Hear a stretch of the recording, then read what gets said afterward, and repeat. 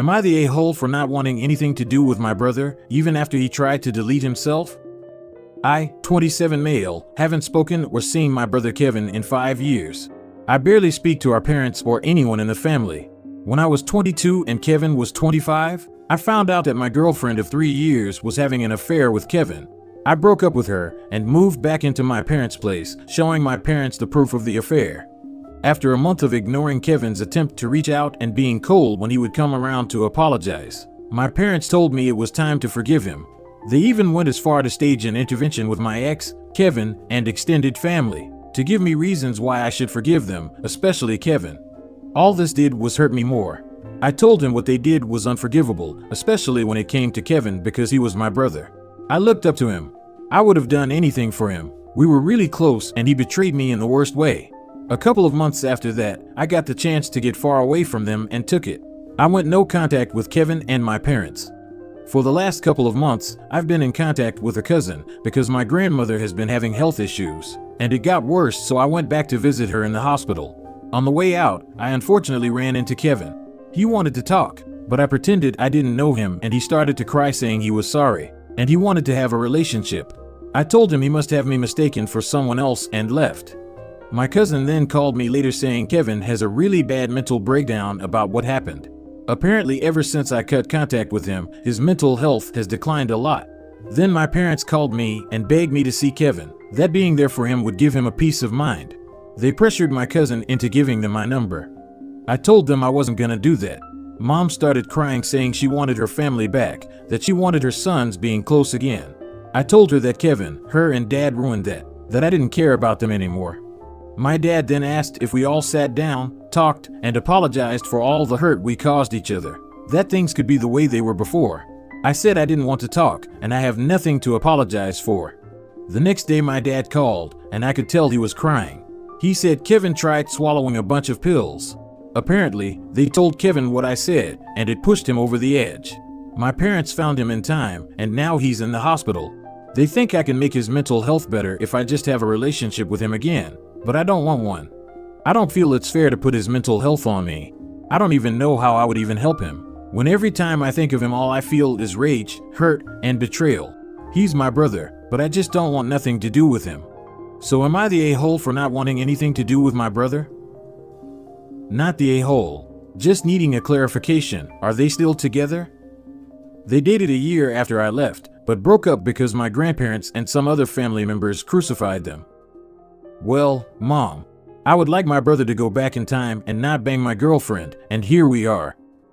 There are 3 girls in my family, and our biological father pulled a disappearing act when the youngest was 1. At my grandfather's funeral, the sperm donor asked her how could he make things right with her. Her response was, build a time machine, travel back to the 70s, and be a decent father. It blows my mind that parents can be cold and heartless enough to abandon their kids. For a while I wanted to eat myself, and the main reason I didn't was because I couldn't do that to my dog. The thought of him not knowing where I went / thinking I just abandoned him and condemning him to spend the rest of his life with my brother was enough for me to keep going. So I just can't fathom how people can just abandon their human children like that. It's psychotic. Not the a-hole. He knew what he was doing and did it anyway. And the fact that he is your brother makes this betrayal on steroids. One thought though, don't let it make you bitter. The best revenge is living a good life. Kevin did this in a subconscious way to guilt Opie into forgiving him, I'll bet. Not the a-hole. Kevin has issues and none of them were caused by you. I can't imagine that having parents who think, let's all apologize to each other, is an appropriate response to a scenario in which one person is very clearly wrong, and the other has been hurt has helped him much. The heck is that nonsense? Not the a-hole. My father's brother slept with the person who gave birth to me, and it tore my paternal family apart. I grew up never knowing my cousins or aunts until I was an adult and Facebook was around. 7 years ago, my father's brother found out he had cancer and my aunts told my dad. He didn't care. He never spoke to him again. He died a year or so ago, and my dad has 0 regrets. Some hurts are just too deep, and the people who never hurt you are your true family. My father's brother's kids, however, didn't do anything. And after he died and my cousins reached out, my father was there for them. It's up to you what you want to do. I believe that if your family hurts you, then they aren't family anymore. F. Kevin. F Uncle Gary, and F my piece of trash mom. Am I the a-hole for refusing to acknowledge her paternity claims? I was once in a long-term relationship with my ex for about 4 years. Our relationship was great. We didn't fight or argue a lot, and she was very supportive. However, towards the end of the relationship, I felt like she was hiding something from me that I couldn't quite put my finger on. I was scheduled to move to a new city, so we had planned on having a long-distance relationship. A month after moving, she told me she didn't want to have a relationship anymore and wanted to focus on herself. I respected her decision given, and it had been so long and I figured there must have been fatigue. After this, her communication became erratic, and I figured it was probably her way of keeping distance. A month later, she changed completely and was back to communicating how we used to, even promising she'd make an effort to visit. Then one day, while having a hearty conversation, she informed me she had something she had to confess. She not only told me she had been unfaithful, but was also expectant with the guy's child. I was devastated. I couldn't believe her betrayal, and the fact that she was going to keep it. Worst feeling ever. I tried to get answers, but at some point she started painting me as the villain. I fell into depression, and it took me nearly the rest of the year to recover. I decided to cease communication and try focus on myself. Fast forward to this year, and she reached out to me telling me how she messed up and went through many guys that made her realize I was special. I ignored these messages and kept living my life. However, she kept hitting me up asking if we could speak about something important. My current girlfriend advised I should hear her out, given that she had already started contacting my uni friends to reach me. I agreed to speak to her, and she dropped a bombshell on me. She said I was the father to her child, and that she didn't tell me then, because according to her, I wasn't ready. I told her that I didn't believe her, and that she should continue on the path she chose. I proceeded to block her on all social media. Am I the a-hole for now wanting to follow up on her claims? Not the a-hole. You needed time to process things. Don't promise a thing, simply offer to take a DNA test and go from there. If she is serious or thinks there is a chance, then she'll agree to it. Verify first before allowing her toxicity back into your life. Problem is we are in different countries, so I'm thinking the logistics will be hectic. It's the modern age, my man. A quick Google search for parental test different countries yielded results. An extra hurdle for sure, but one that is worth it. You have no reason to trust her. I just don't get it. Why now? I feel like it's a ploy to get back with me, especially after things didn't work out with the other guy. That's why you need a DNA test. Not taking it jeopardizes your current relationship. Just do it, and put this behind you. She's lying to you, and is back in the front of your head. Not the a-hole. Not the a-hole. Make your ex do the legwork of getting you to submit to a paternity test to determine if the kid is really yours, which will be incredibly difficult if you're now in different countries. I suspect what happened is that the real father ditched your ex and wants nothing to do with her, and now she's casting about for someone to support her kid. I've been thinking the same thing, because why wait almost 5 years to tell me? I think she should make the effort if it is indeed true. Am I the a-hole for refusing to move in with my long-term girlfriend until our intimate life improves? Backstory. So this one may require some backstory to build up to the big argument which happened a few days ago. I, 23 male, have been with my Janine, 23 female, for 8 years now. We began as school sweethearts and have had our ups and downs, but for the most part, have been a very happy couple for that whole time. We love each other's families, really enjoy each other's company, and have known for a while we wanted to tie the knot and settle down at some point. Talk of moving in together has been on the cards for a while, but we wanted to stand firm on our plan to buy, rather than rent. So we have been saving for years now, and are both in a position where we feel as though we can afford a deposit and have enough outside of that to make mortgage payments with both our salaries. Everything feels perfect, except for one thing: our intimate life. For the past 2 years, this area has been near on non-existent. Initially, it began to ramp down in frequency at what I thought was natural. Every few days became once a week, but this felt normal. We still live at home, so it can be awkward, but this was what I felt to be natural now for where we were in our relationship. However, as time went on, this dwindled more and more, and we are now in the position to not having done the deed in 4 months. I have tried to initiate, but I get the cold shoulder so frequently that it has burned out any wanting for me to try. At first, when I questioned this, Janine told me she was feeling a lot of pain.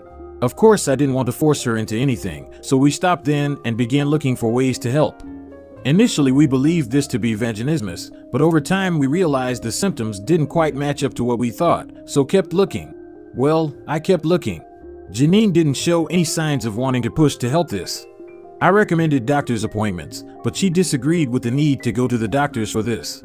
I mentioned therapy and she shot this down too. I would research home remedies and she would read what I sent over and disregard it as, "That won't work for me." Initially, with the pain, we settled on performing different acts that required no penetration, but this did not last long. She would always turn down advances and blame a particular element of my approach. I came on too strong. I wasn't coming on enough to get her going. I initiated too quickly. I took too long and now she's turned off. It's not spontaneous enough. It's too spontaneous and I didn't give her enough time to prepare. It's too loud in the house, it's too quiet and will be heard, etc. This really knocked my confidence and made me consider ending things, but every other aspect of our relationship was perfect, so I didn't want to say anything. Anyways, on to the present. The argument. When we first began looking for places, I mentioned our bedroom life, and stated that I didn't feel comfortable getting a mortgage together if we didn't have an active intimate life, as it would be harder for both of us to deal with at that point. She was taken aback by this, but after discussion agreed we'd keep looking, and she would work on becoming more active in that area. That was a year ago. Fast forward to the past few weeks, and we realized our finances were in the right place to move. Janine asked what day I would like to go and speak with a mortgage advisor, and I told her I didn't. She was confused and asked what I meant, and I explained as above. In a year, I had been saving for this mortgage under the agreement to move in, should she work on rebuilding our intimate life. In that year, she had done nothing, and taken no action, even going the 4 months without initiating or engaging with me about this. As said before, I didn't want to force her, but wanted to see some form of effort at being more intimate in our relationship. She stopped kissing me without my initiation in this time too. She has seen 0 doctors in this time for her medical issues and has refused my advances of couples therapy. When I finished explaining, I said our finances are there, but I am not ready to pursue this next stage together without work on that part of the relationship. She was furious with me and stated that I was holding our future at ransom to have more action. She stormed out, and I haven't heard from her since, other than a text message telling me she wasn't coming to a dinner date I had planned, and to call her when I had decided to not be an a-hole anymore. Whilst I feel that my intentions weren't cruel, I now feel like I may be the a-hole for building up to this point of building our finances, to suddenly halt it like this. I understand her feelings of betrayal, but I just can't move in, knowing our intimate life is going to continue non-existent. Am I the a-hole? Not the a-hole. Sexual compatibility is a very valid concern. You should absolutely not buy a house or take your relationship further with this person if you are going to be unhappy. Anyone seeing this level of incompatibility would recommend not getting married. Buying a house together is effectively getting married. It's forming a legally binding contract with a person you are romantically entangled with all the strengths and complications that entails. Depending on the situation, it can be easier and cheaper to get divorced than to divide up a house. Divorce is only complicated when you have shared assets, like a house or children. One example is if you can't buy your partner out, so you want to seek the house. But the housing market dips so that you can't get back the money you put into it, and you both wind up with debt. I would not buy a house with someone I'm not married to. Marriage literally exists to protect you when it comes to shared assets. If she's not willing to see a doctor or get therapy or at least try, and keeps putting all the blame on you, then why even continue the relationship? Incompatibility can be a death sentence for a relationship. Time to accept you may never sleep with her again, even though you're in a relationship, or become single. I would choose being single. Take it from someone who purchased a home with someone with an incompatible libido. You will regret it. It's just a matter of when you'll regret it, not if. Also, it sounds like she has been willing in the past to just tell you what you want to hear, in the hopes that you'll stop caring about your intimate life and help her get what she wants, which sounds like she mostly wants to nest up in a house. She has even gone so far as to minimize your romantic needs, with that "call me when you are done" being an a-hole bit, and props up her wants as the important goal in the relationship, not making sure both people are happy. She wants what she wants, and now you are inconveniencing her.